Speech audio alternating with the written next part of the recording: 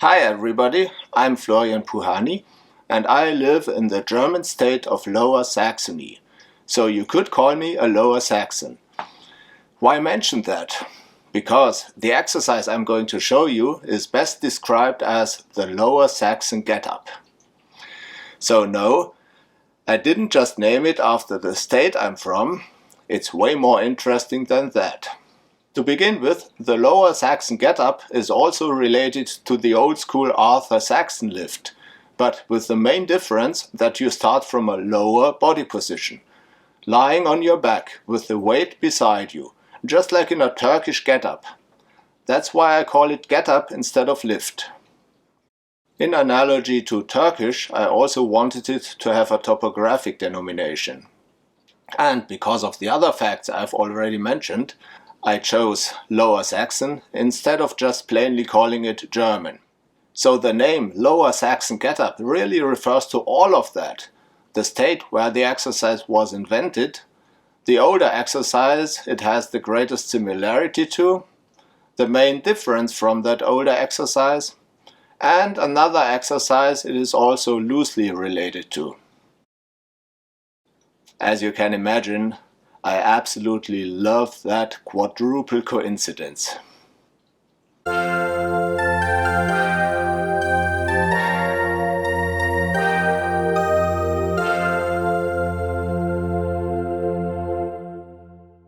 So much fuss about the name.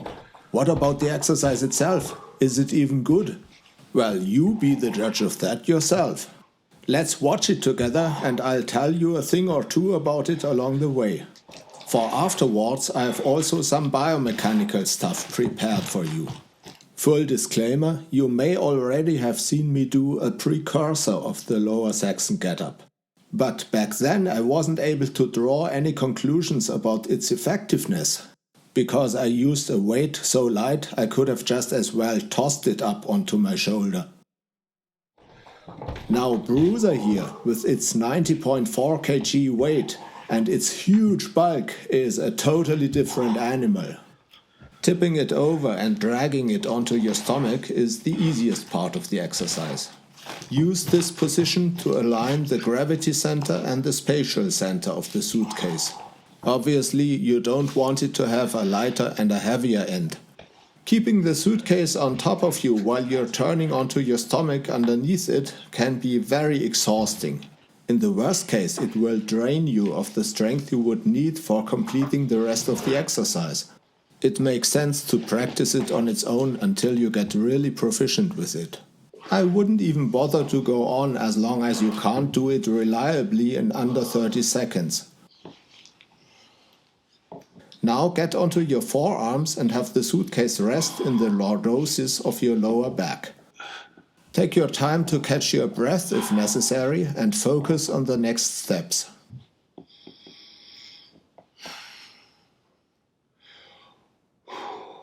Slightly straddle your legs.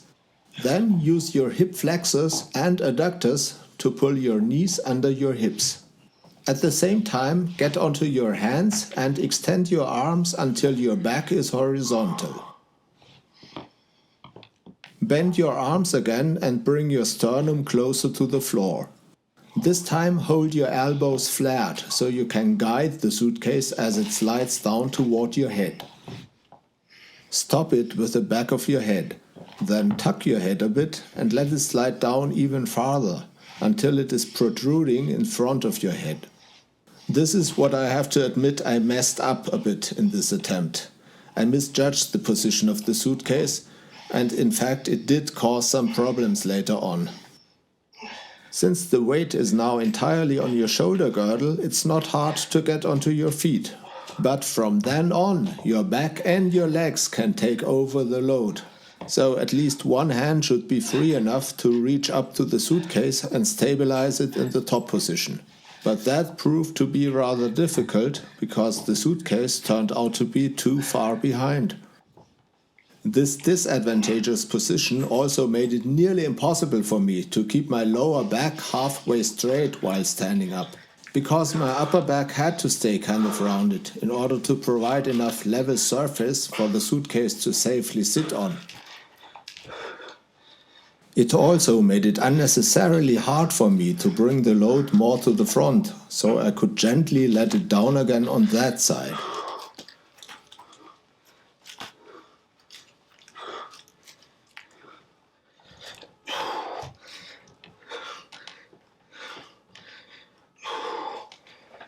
Yesterday I managed that transfer somewhat better, but then I accidentally grabbed the duct tape. And I personally counted that as a reason for disqualification, because the duct tape was supposed to be nothing but a repair measure. I don't think I should go into detail, but the fearsome bruiser had taken some damage itself.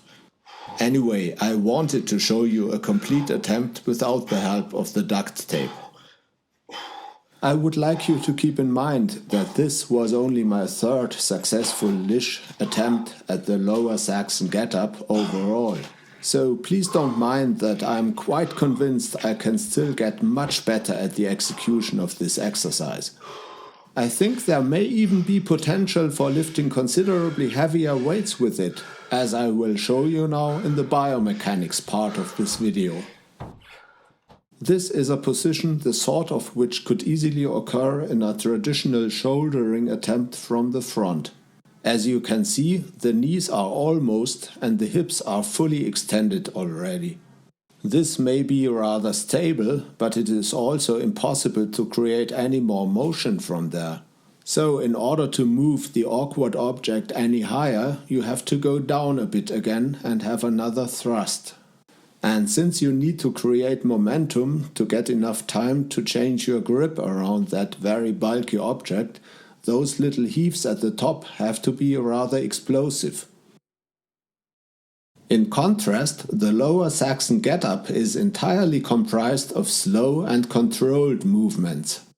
But don't get me wrong, I don't mean to say explosive motion is bad.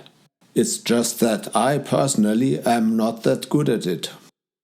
Now, what about the leverage of the load? In the front lift, it works not just against your upper back, but also against your arms and your grip. And that can be a limiting factor, especially if, like in my case, you're dealing with an object so bulky you can't really wrap your arms around. Now you may argue that in the Lower Saxon get-up the weight also has leverage, namely against your spinal erectors, because you have to hold your back rather flat. And that's true, of course. If you have an objection against good mornings and low bar squats, this exercise is just not the right choice for you.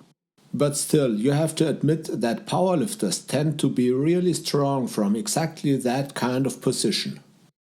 As a final thought, I would like to compare my Lower Saxon get-up to the Turkish variety. The latter is much more shoulders dominant, of course. From early on, that movement basically turns into an isometric overhead press. In the Lower Saxon get-up, your shoulders only come into play when, in the top position, you're moving the weight from behind your neck to the front. But the main difference between those two exercises is not the muscles that are being taxed predominantly, but the amount of weight you can lift with it. I've seen a video of a man lifting another man of about the same weight in a Turkish get-up, but that was an exceptional athlete.